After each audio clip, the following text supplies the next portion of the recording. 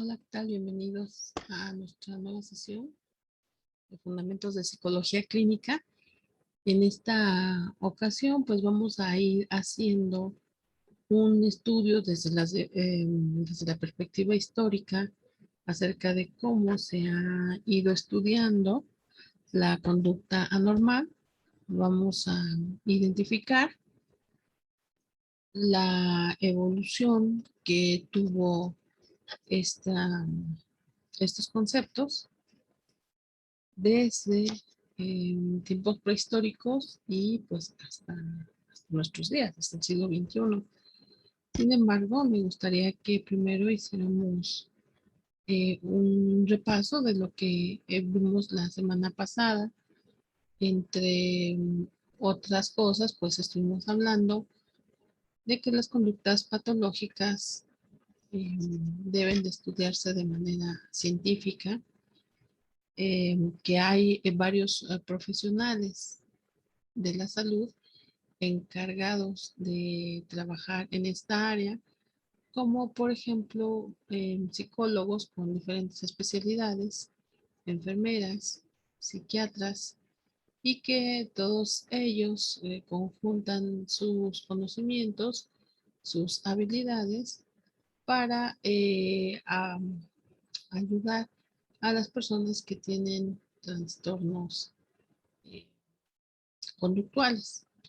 Y que todo esto pues ha llevado, sobre todo ya en estos últimos años, a una mejor comprensión de lo que son las conductas patológicas. Bien, hablando entonces de este tema, pues pasemos ahora sí a el tema que nos ocupa en esta ocasión, que como les decía, pues es una indagación acerca de cómo las conductas patológicas pues han sido trabajadas a lo largo de la historia. Ya en alguna otra ocasión tuvimos la oportunidad de hablar acerca de estos cráneos que han sido encontrados en diferentes lugares del mundo y que cuando se han hecho las dataciones de los mismos, pues se encuentra que pertenecen a los primeros seres humanos. Una interpretación que los antropólogos dan a esto, pues es el hecho de que las personas seguramente realizaban estas trepanaciones, estos orificios, para liberar un poco la presión en la cabeza. Seguramente algunos de ellos pues llegaban a pensar que a través de estos orificios, pues los espíritus malignos podían salir.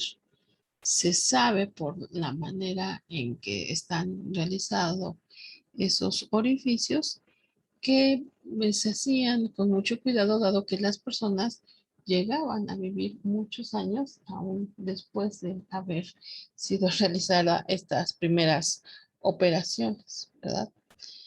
Registros tenemos varios ya posteriormente de varias culturas, la cultura china, la cultura egipcia, las culturas romanas y griegas.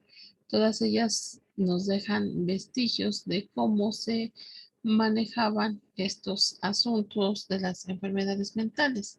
En el caso de del antiguo Egipto, pues se han encontrado diversos papiros que nos dan fe de que esta cultura pues tenía un interés eh, muy profundo en el estudio de las enfermedades mentales. Se conoce un papiro que lleva el nombre de papiro Eber, porque este fue el investigador que lo descubre. En este papiro se habla de que se utilizaban ciertas prácticas rigurosas que buscaban aliviar el dolor y los malestares de los enfermos mentales, aunque es importante señalar que finalmente estos antiguos egipcios también daban una connotación religiosa a estas enfermedades.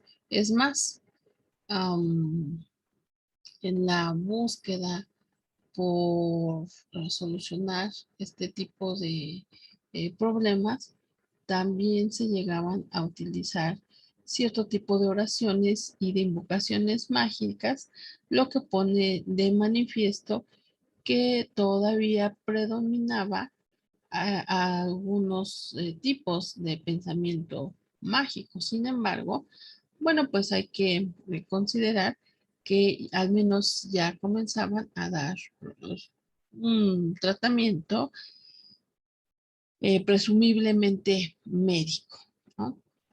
A lo largo de estos siglos, diferentes culturas como la cultura china, la cultura hebrea, la cultura griega, atribuían este tipo de conductas a demonios o a dioses iracundos y por lo tanto, pues podemos señalar que había un significado mágico religioso en este tipo de conductas.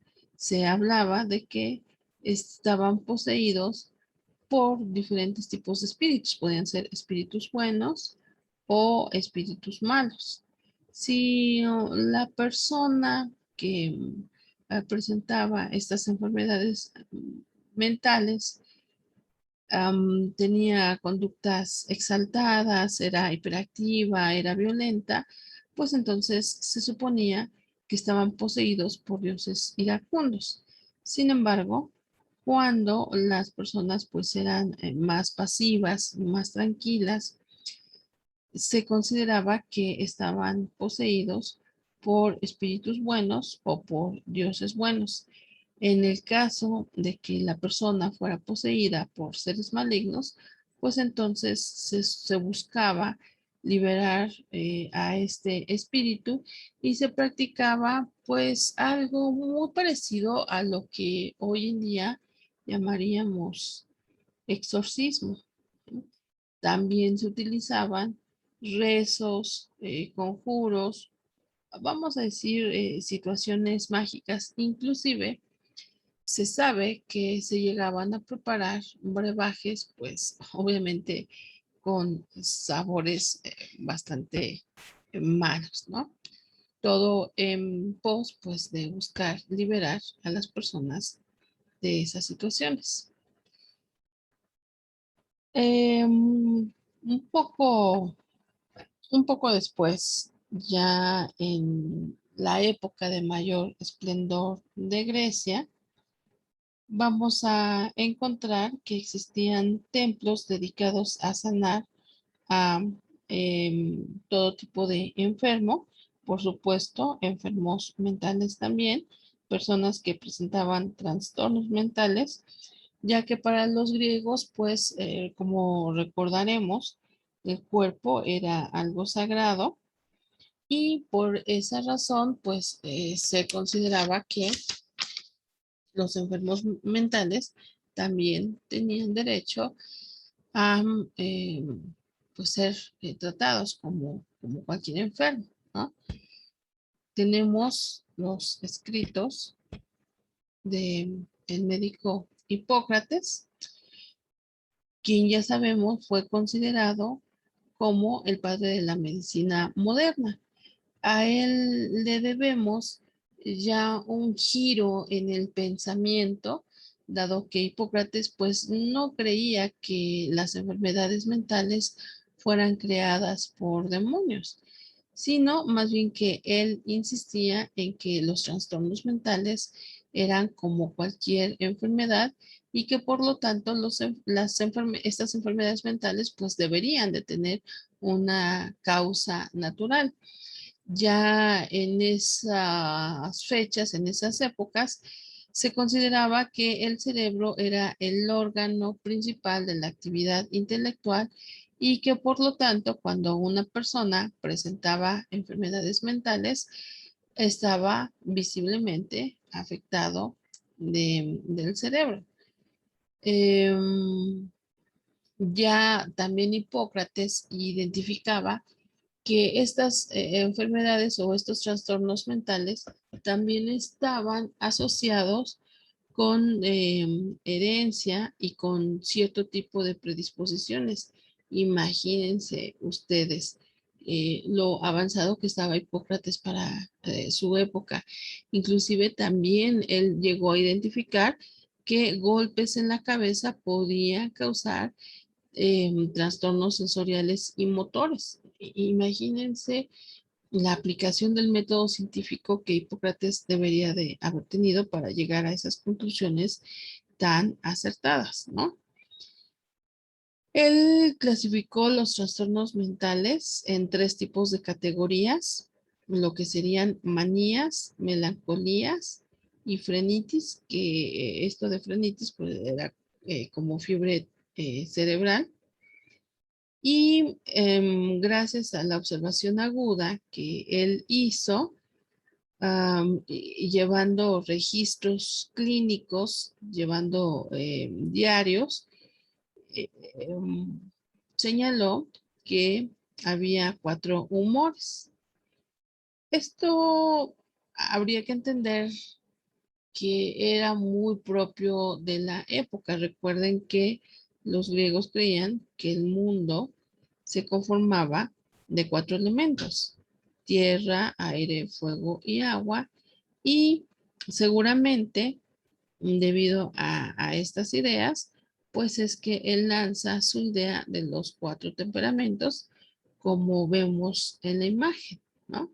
La combinación de estos elementos, tierra, aire, fuego y agua, que también representaban calor, frío, sequedad y humedad, era lo que daba el origen a 4 fluidos dentro del cuerpo: la sangre, la flema, la bilis y la bilis negra, que eran, por lo tanto, el principio de estos temperamentos: sanguíneo, flemático, colérico y melancólico, respectivamente. Es decir, al fluido de la sangre correspondía el temperamento sanguíneo, al fluido de la flema correspondía el temperamento flemático, al fluido de la bilis el colérico y al fluido de la bilis negra el melancólico. Estos fluidos podían combinarse entre sí para dar diferentes personalidades. El temperamento de una persona dependía directamente de la cantidad em, de, de estas 4 sustancias. Todas las personas poseemos diferentes personalidades, y estas diferentes personalidades, al menos desde la idea de Hipócrates, pues se la debían a qué cantidad de fluido colérico, qué cantidad de fluido flemático, qué cantidad de fluido de la bilis o bilis negra poseía cada una persona. Bueno, pues dependiendo de eso, entonces iba a ser su personalidad, ¿no? Adelantándose a, bueno, pues muchísimos siglos a Freud, Hipócrates también nos va a hablar de los sueños. Él creía que los sueños eran muy importantes para poder entender la personalidad de los individuos. Otra de las cosas de las que nos hablaba Hipócrates, pues es acerca de eh, ciertas, ciertos tratamientos que él, pues digamos, preparaba eh, para tratar enfermedades como por ejemplo la melancolía. Fíjense qué interesante. La melancolía, dicho sea de paso, es lo que hoy en día llamamos depresión. Entonces, como él no creía en las posesiones demoníacas o de ese tipo de cosas, él buscó algunas alternativas para curar este tipo de situaciones y, por ejemplo, para las personas melancólicas, recetaba una vida tranquila, una vida sobria, em, de abstinencia, de cualquier tipo de excesos, una comida rica en vegetales. Imagínense ustedes la mente tan aguda de este personaje, ¿no? Entonces decíamos alimentos o comidas llenas de vegetales, celibato, ejercicio moderado y, bueno, algunas otras prácticas. No todo podía ser perfecto, ¿verdad? Como por ejemplo, también recetaba sangrías. Bueno, hasta cierto sentido, pues es lógico, ¿no? Si pensamos que él nos hablaba de estos cuatro humores, pues es lógico que pensara que a lo mejor el exceso de algunos de estos humores, pues generaba esas enfermedades. Si bien esto último definitivamente es erróneo, finalmente la majestuosidad de su pensamiento pues radica en que ya está utilizando um, los pasos del método científico, la observación. Entonces, imagínense qué cosas tan interesantes, ¿no?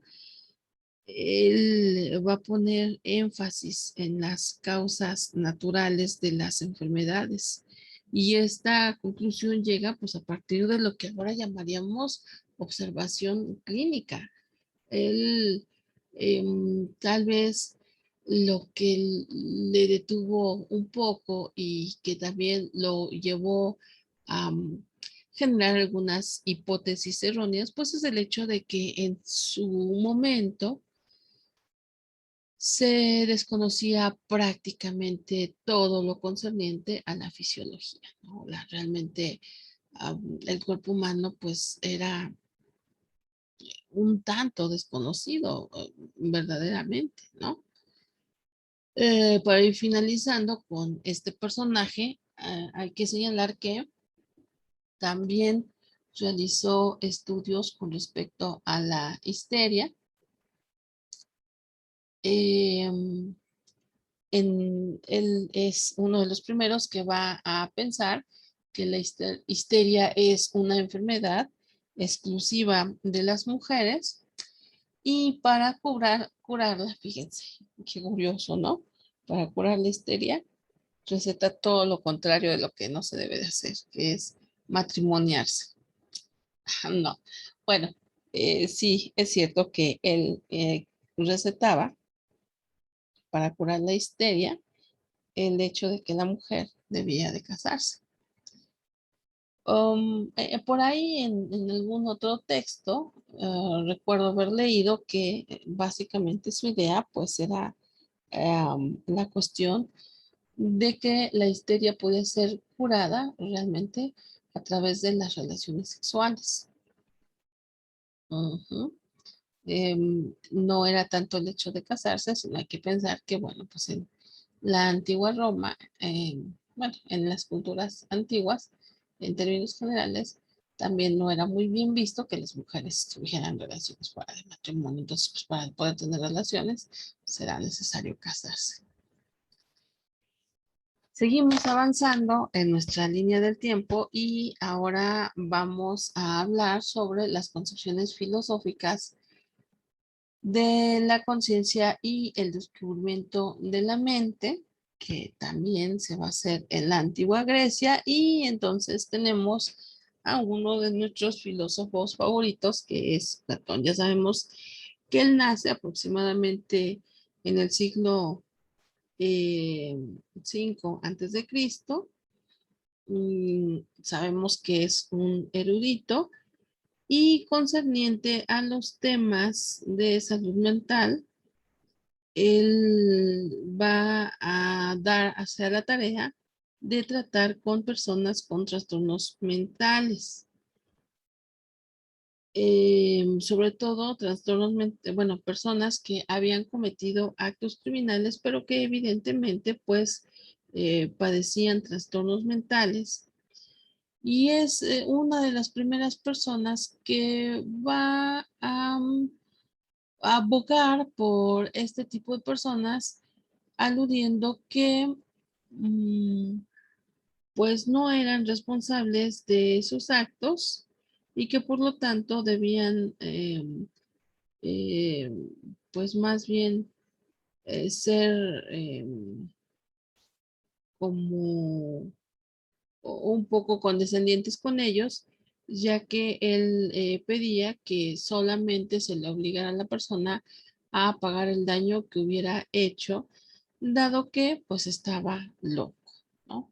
Y entonces una persona con locura pues no era responsable de sus actos. Platón consideraba los fenómenos psicológicos como respuestas del organismo que reflejan su estado interno y sus apetitos naturales. Fíjense ustedes qué interesante que esté considerando precisamente esos fenómenos psicológicos como respuestas del organismo. Esto definitivamente pues es un avance. Él habla en uno de sus libros famosos, La República. Él ahí nos habla sobre la importancia de las diferencias individuales en la inteligencia de las personas y las capacidades. Él ya se da cuenta que el estilo de vida, la estimulación o falta de estimulación hace que las personas sean más o menos inteligentes, ¿no? Es decir, que la inteligencia va relacionada con las cuestiones o con las influencias socioculturales. Bueno, y esto nos damos cuenta de que para haber llegado a este tipo de conclusiones, pues es que él debería tener una mente verdaderamente aguda y un poder de observación, pues bastante interesante, ¿no? Al nos va a hablar también de que las personas con trastornos mentales deberían de tener cuidados hospitalarios. Am, ¿Qué más era importante? Em, Sin embargo, a pesar de estos pensamientos tan vanguardistas, pues también hay que señalar que, pues sí, obviamente estaba influenciado por las creencias de su época y pues también nos hablaba de que los trastornos mentales estaban causados por ciertas divinidades. Allí podemos decir que es uno de los puntos débiles en cuanto a estas ideas platónicas. Ahora su discípulo, Aristóteles, que por cierto vemos una imagen de su busto en la pantalla, él también hizo algunas aportaciones importantes con respecto a los trastornos mentales. Él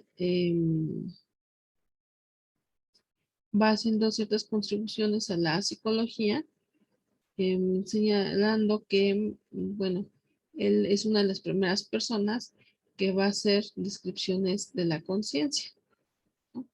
Al igual que Freud, muchos siglos adelante, él va a señalar que el pensamiento está orientado a lograr la eliminación del dolor y la curación a través del placer, el pensamiento, mucho tiene que ver con la generación de las enfermedades. Imagínense qué interesante esta situación. Él estaba consciente de que los trastornos mentales podían ser provocados por factores psicológicos, como por ejemplo la frustración, el conflicto, el rechazo, ese tipo de cuestiones generan trastornos mentales. Y si no, pues piénsenlo en algún tema de actualidad, como por ejemplo mm, la depresión, ¿no? La depresión en muchas ocasiones pues puede ser generada precisamente por factores psicológicos como una alta frustración, un rechazo, ¿no? Rechazos sociales que la persona experimente, pues esto le va a crear tristeza, le va a crear posiblemente también ansiedad. Entonces identificamos que Aristóteles también tenía una mente por demás aguda, ¿no? En general, él estaba de acuerdo con las ideas de Hipócrates acerca de que las alteraciones en la bilis generaban enfermedades, ¿no? Em, Apoyaba o estaba de acuerdo con estas ideas de Hipócrates. Bien,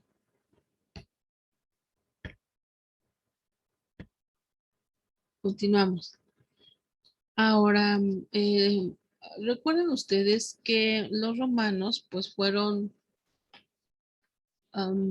grandes imitadores y por lo tanto también prolongadores de la cultura griega. Ellos van a seguir muchos puntos de las ideas platónicas y aristotélicas y todo esto se va a ver reflejado en varios puntos de su cultura, ¿no?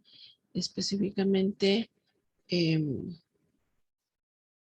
por ejemplo, están los estudios que se encontraban en la gran biblioteca de Alejandría.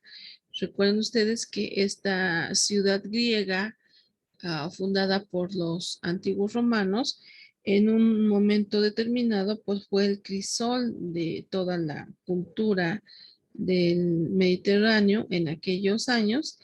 Y ahí podemos encontrar que para muchos médicos griegos, las enfermedades mentales podían ser, bueno, ellos señalaban que las enfermedades mentales podían ser tratadas si la persona era ubicada en un entorno agradable, eh, se le eh, proporcionaba o se le eh, propiciaba, creo que sería la mejor palabra, se le propiciaba que tuviera actividades constantes, agradables, como por ejemplo asistir a fiestas, a bailes, dar paseos por jardines, contemplar la naturaleza, remar por el río Nilo, inclusive también para aplacar estas enfermedades mentales se utilizaban estrategias como dietas saludables, masajes,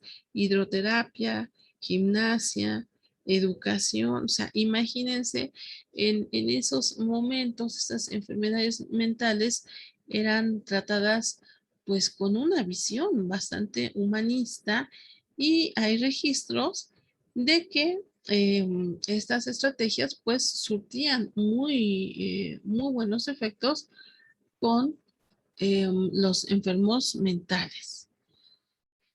También de esta época podemos hablar de uno de los médicos griegos más influyentes, que es Galeno, quien vivió aproximadamente del año 130 al 200 después de Cristo.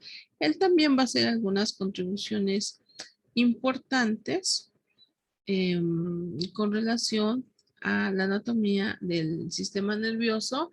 Él realizó algunas disecciones en animales porque ya para entonces, desgraciadamente, las disecciones en seres humanos estaban prohibidas.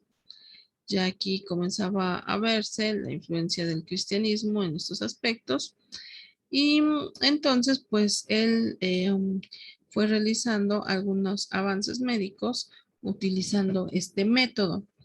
En relación a los trastornos psicológicos, pues él hablaba de que podía haber causas físicas y, bueno, pues por supuesto también causas mentales, ¿no?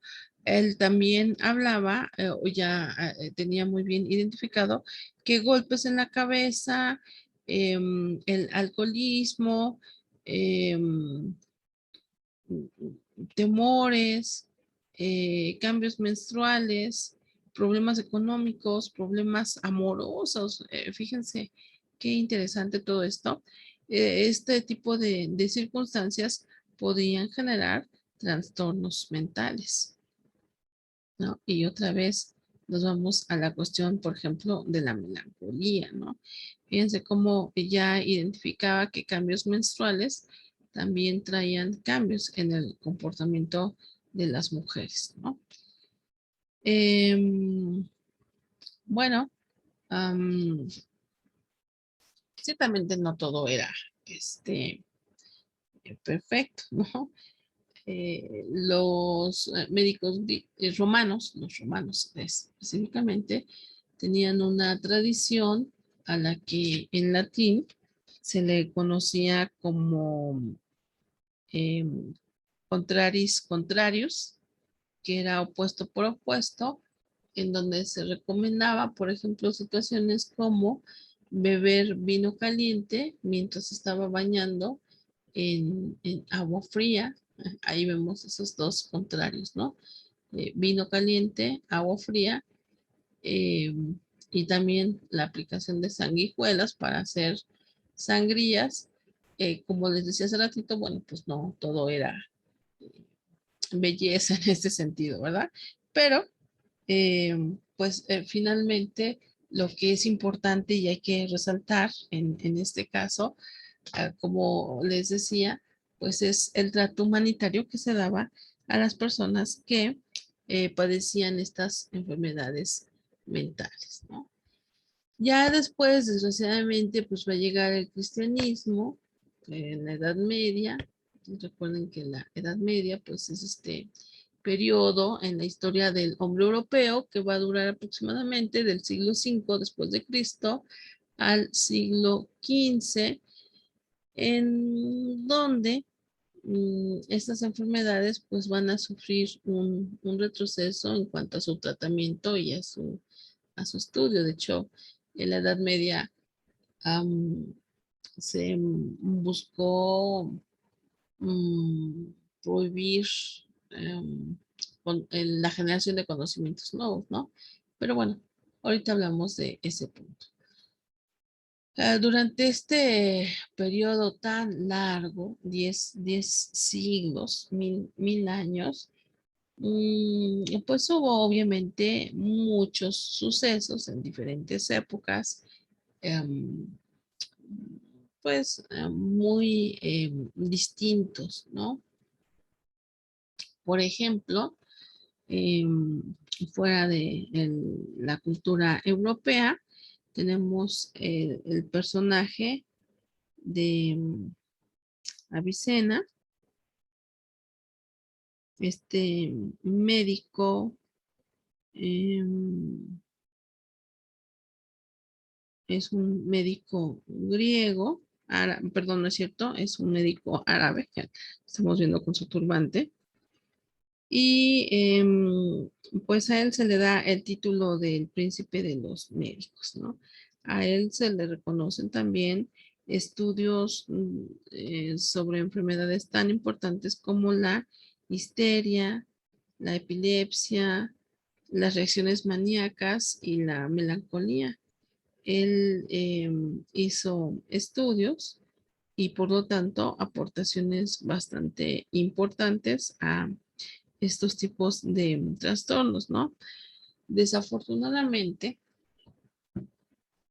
como decía hace ratito, pues en este periodo los dirigentes de la Iglesia Católica se van a encargar de que muchos conocimientos que ya se tenían en aquella época, pues prácticamente desaparezcan o al menos que tengan muy poca influencia, ¿no?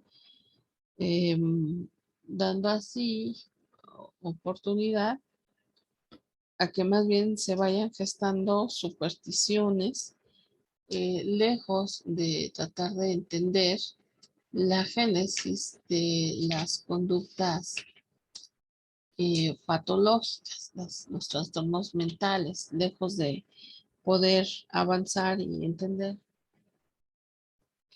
estas enfermedades, pues más bien se queda esto estancado, ¿no?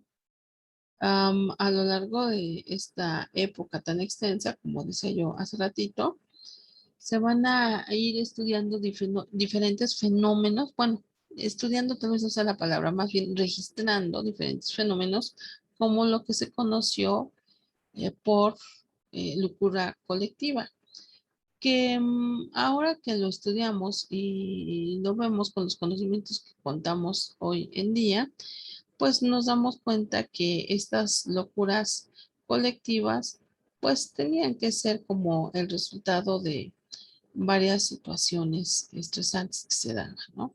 Por ejemplo, hay que pensar que en aquella época pues se desconocía prácticamente todo sobre las enfermedades. Había muchas limitaciones en muchos aspectos, una convergencia de mitos, de historias que generaban que la gente pues tuviera pensamientos muy estrafalarios, podríamos decir, en la actualidad, ¿no? Pensamientos muy extraños. Y esto finalmente en muchas ocasiones desembocaba en conductas, ahora diríamos, de histeria colectiva, sobre todo pensando en términos de que pues no se conocía la génesis de muchas enfermedades, ¿no? Hay registrados, hay documentados varios casos como algo que se conoció como el baile de San Vito, hasta suena chistoso, ¿verdad? Baile de San Vito.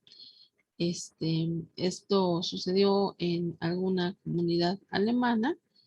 Sin embargo, era frecuente que se presentara en varios lugares de Europa, situaciones en donde la gente empezaba a adoptar conductas muy extrañas, bailes exóticos, exceso de bebidas alcohólicas, este, vamos, muchas situaciones extrañas, ¿no?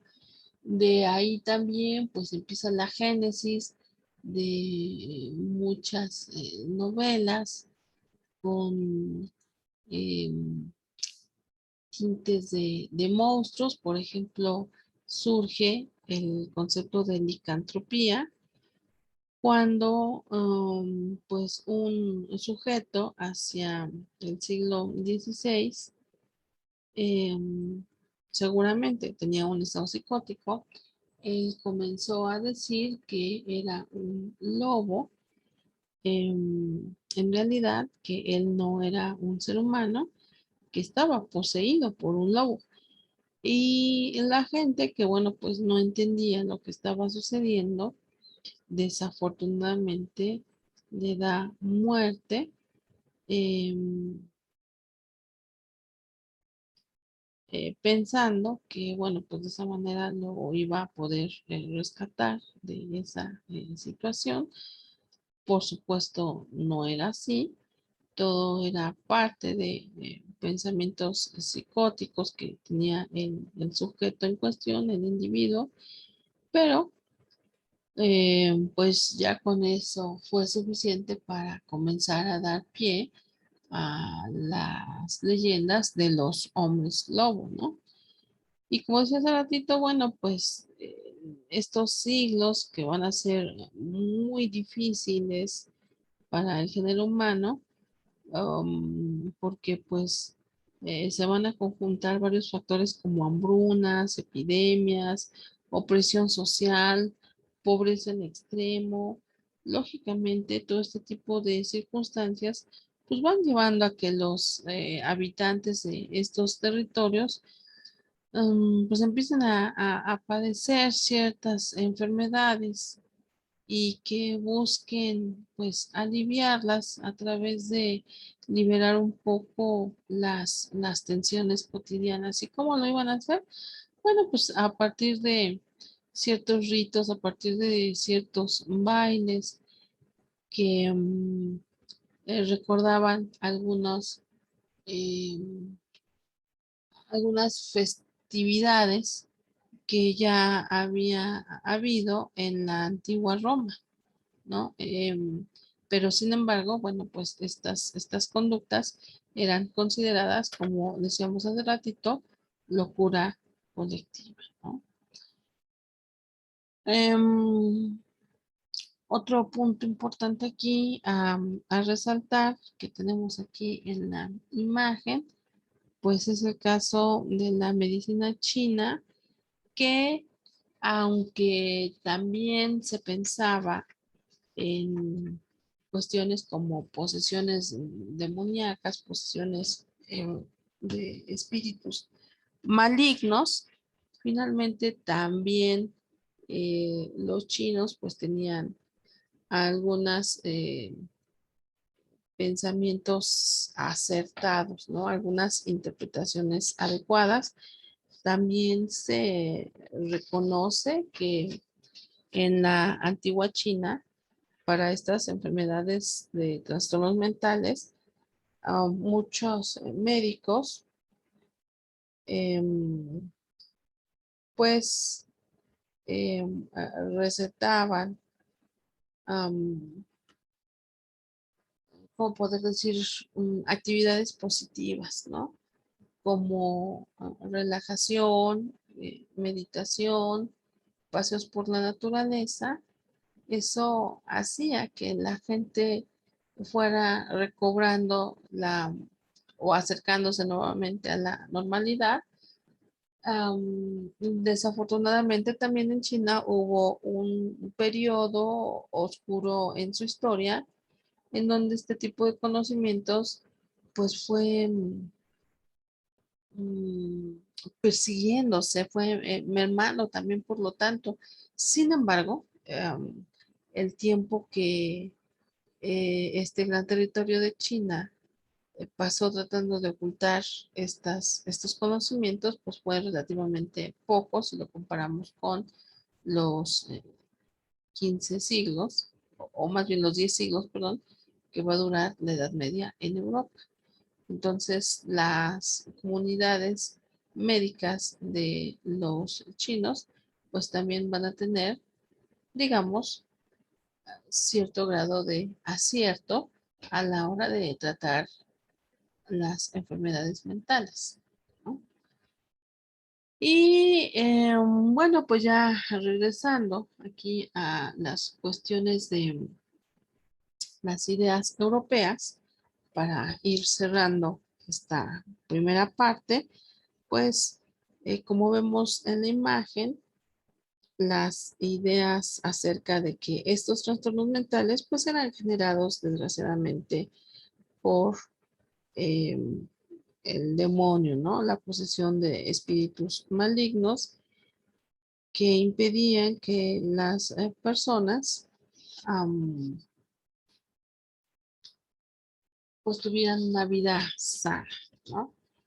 Em, Hay documentos que hablan de que hubo muchas personas que buscaron um,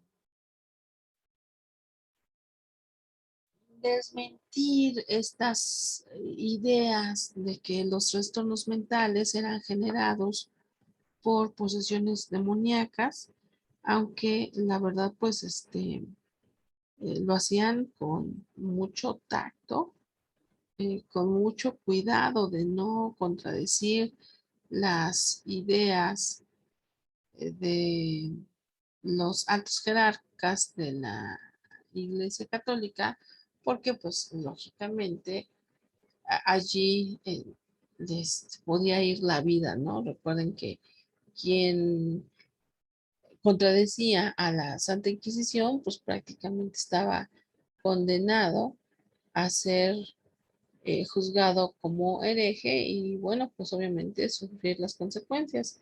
Sin embargo, sí vamos a señalar pues a algunos valientes que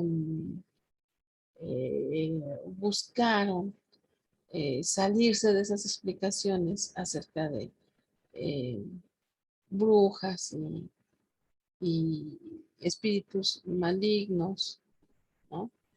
Um, algunos cuantos personajes, como vamos a ver la clase siguiente, ya van buscando y creando las estrategias para dar explicaciones más científicas a todos los trastornos mentales. Pero bueno, eso será la siguiente clase.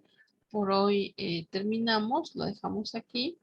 Les agradezco en mucho su atención y los espero a través de nuestra clase de Zoom. Muchas gracias.